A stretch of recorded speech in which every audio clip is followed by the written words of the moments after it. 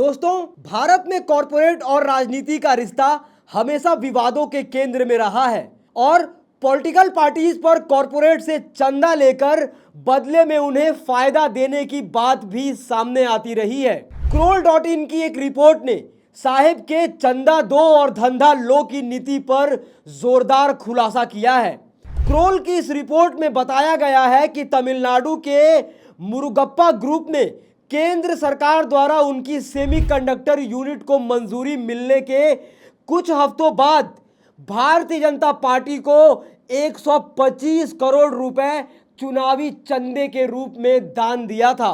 यानी कि चंदा दो और धंधा लो को लेकर एक बार फिर से बड़ा खुलासा हुआ है और इसके केंद्र में एक बार फिर से भारतीय जनता पार्टी है। यानी कि आप हमें दीजिए और बदले में हम भी आपको कुछ देंगे। पूरा मामला बेहद ही गंभीर है, तो वीडियो में अंत तक बने रहिएगा। पर वीडियो में आगे बढ़ने से पहले अगर आप चैनल पर पहली बार आए हैं तो देश नीति चैनल को अभी सब्सक्राइब करें और बेल आइकॉन दबा दें ताकि चैनल से जुड़ी तमाम जानकारी आपको मिलती रहे। दोस्तों, क्विड प्रो को एक ऐसी व्यवस्था को दर्शाता है जिसमें एक पक्ष दूसरे पक्ष को कुछ देता है ताकि बदले में उसे कुछ लाभ मिले। भारतीय राजनीति में यह अवधारणा नई नहीं है। कॉरपोरेट्स और राजनीतिक दलों के बीच संबंध हमेशा से संदेह के घेरे में रहे हैं, लेकिन हाल ही के वर्षों में खासकर बीजेपी के नेतृत्व वाली केंद्र सरकार के कार्यकाल में ऐसी घटनाएं बार बार सामने आई हैं जो इस तरह की सौदेबाजी की ओर इशारा करती हैं। 29 फरवरी 2024 को प्रधानमंत्री की अध्यक्षता में केंद्रीय मंत्रिमंडल ने गुजरात और असम में 3 सेमीकंडक्टर इकाइयों को हरी झंडी दी थी।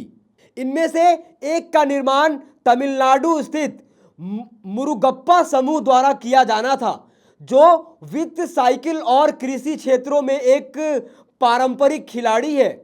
लेकिन सेमीकंडक्टर उद्योग में पहले से इस कंपनी की कोई उपस्थिति नहीं थी।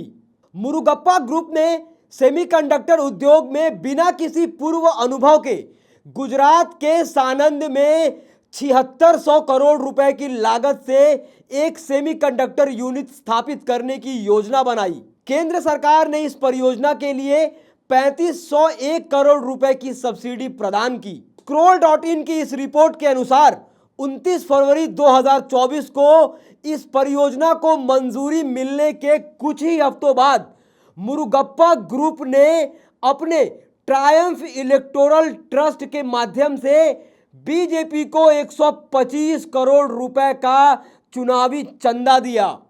यह राशि अभूतपूर्व थी क्योंकि पिछले 10 वर्षों में समूह ने बीजेपी को केवल 21 करोड़ रुपए ही चंदा दिया था और इस परियोजना के मिलते ही इस कंपनी ने 125 करोड़ रुपए का चुनावी चंदा भारतीय जनता पार्टी को दिया। यानी कि सीधे तौर पर चंदा दो और धंधा लो के तहत इस कंपनी को सरकार के तरफ से यह प्रोजेक्ट देने का काम किया गया है। इस रिपोर्ट में कहा गया है कि केंद्र सरकार की मंजूरी और सब्सिडी के तुरंत बाद इतनी बड़ी राशि का दान देना यह सुझाव देता है कि यह एक तरह का क्विड प्रो को मामला हो सकता है। दिलचस्प बात यह है कि मुरुगप्पा ग्रुप की एक कंपनी सीजी पावर एक बहु अरब बैंक धोखाधड़ी के मामले में सीबीआई के जांच के दायरे में थी। सब्सिडी समझौते पर हस्ताक्षर होने के कुछ हफ्तों बाद दिल्ली की एक अदालत ने सीबीआई को इस मामले में धीमी गति से काम करने के लिए फटकार लगाई थी। यह महज एक संयोग है या सुयोजित रणनीति, यह सवाल विचारणीय है और कॉरपोरेट राजनीतिक गठजोड़ की गहरी जड़ों की तरफ इशारा करता है। यह दान उस समय हुआ जब इलेक्टोरल बॉन्ड की वैधता पर सुप्रीम कोर्ट में बहस चल रही थी। सुप्रीम कोर्ट ने 15 फरवरी 2024 को इलेक्टोरल बॉन्ड्स को असंवैधानिक करार दिया था क्योंकि यह राजनीतिक फंडिंग में पारदर्शिता को कमजोर करता था। मुरुगप्पा ग्रुप का दान ट्रायम्फ इलेक्टोरल ट्रस्ट के माध्यम से हुआ, जो पहले कभी इतने बड़े पैमाने पर चुनावी चंदे का दान नहीं करता था। स्क्रोल की रिपोर्ट में यह बताया गया है कि दान की पहली खेप उस समय आई जब मोदी मुरुगप्पा समूह से जुड़े कार्यक्रमों में शामिल थे। 11 मार्च को मोदी ने नमो ड्रोन दीदी योजना के तहत महिला किसानों को 1000 ड्रोन सौंपे थे। उस दिन 3 चीजें हुई। मुरुगप्पा समूह ने घोषणा की कि उसकी एक कंपनी कोरोमंडल इंटरनेशनल लिमिटेड ने 1000 ड्रोन में से 200 की आपूर्ति की है।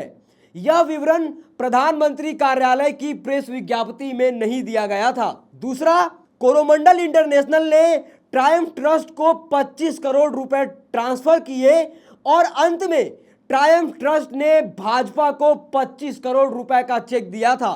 13 मार्च को मोदी और वेल्लेयन ने सेमीकंडक्टर इकाइयों की आधारशिला रखने के एक समारोह में एक साथ बात की थी, जहां मोदी ने भ्रष्टाचार के लिए पिछली कांग्रेस सरकार की आलोचना की थी।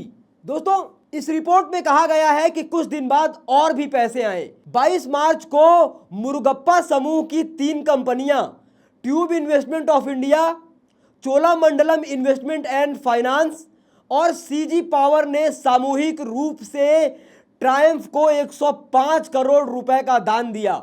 एक बार फिर उसी दिन ट्रस्ट ने भाजपा को 100 करोड़ रुपए का चेक तथा तमिलनाडु की सत्तारूढ़ पार्टी यानी कि डीएमके को 5 करोड़ रुपए का चेक दिया था। केंद्र सरकार का दावा है कि सेमीकंडक्टर नीति का उद्देश्य भारत को वैश्विक आपूर्ति श्रृंखला में एक प्रमुख खिलाड़ी बनाना है। हालांकि मुरुगप्पा ग्रुप जैसे अनुभवहीन समूह को इतनी बड़ी परियोजना सौंपना और फिर उससे भारी चंदा लेना नीति के कार्यान्वयन पर सवाल उठाता है। क्या परियोजनाएं योग्यता के आधार पर दी जा रही हैं या राजनीतिक निष्ठा के आधार पर? यह स्थिति राष्ट्रीय हितों के साथ समझौता करने की आशंका को जन्म देता है और नीति निर्माण में पारदर्शिता की आवश्यकता को रेखांकित करता है। यह घटना भारत में लोकतांत्रिक प्रक्रियाओं की विश्वसनीयता पर सवाल उठाती है, जब बड़े कॉरपोरेट समूह राजनीतिक दलों को भारी दान देते हैं तो आम जनता के बीच में यह धारणा बनती है कि नीतियां और निर्णय धन के प्रभाव में लिए जा रहे हैं। मुरुगप्पा ग्रुप द्वारा भारतीय जनता पार्टी को 125 करोड़ रुपए का दान और सेमीकंडक्टर यूनिट की मंजूरी का समय संदिग्ध है और यह कॉरपोरेट राजनीतिक गठजोड़ की संभावना को उजागर करता है। यह घटना भारत में राजनीतिक फंडिंग की कमियों को दर्शाती है और लोकतांत्रिक प्रक्रिया में सुधार की आवश्यकता पर बल देती है। मुरुगप्पा ग्रुप और बीजेपी के बीच का यह मामला भारतीय राजनीति में क्विड प्रो को की गहरी जड़ों को उजागर करता है। यह केवल एक घटना नहीं है, बल्कि एक बड़े पैटर्न का हिस्सा है, जहां कॉरपोरेट्स और सत्ताधारी दल के बीच आपसी लाभ की व्यवस्था बनाई जाती है। बीजेपी ने अपने राजनीतिक और आर्थिक ताकत को मजबूत करने के लिए इस रणनीति का उपयोग किया है और यह लोकतंत्र के लिए बेहद खतरनाक हो सकता है। दोस्तों, आप इस पूरे मुद्दे पर क्या सोचते हैं, क्या राय रखते हैं? अपनी राय, टीका, टिप्पणी कमेंट बॉक्स में जरूर लिखें। बाकी ऐसी तमाम खबरों के लिए देखते रहिए देश नीति। धन्यवाद।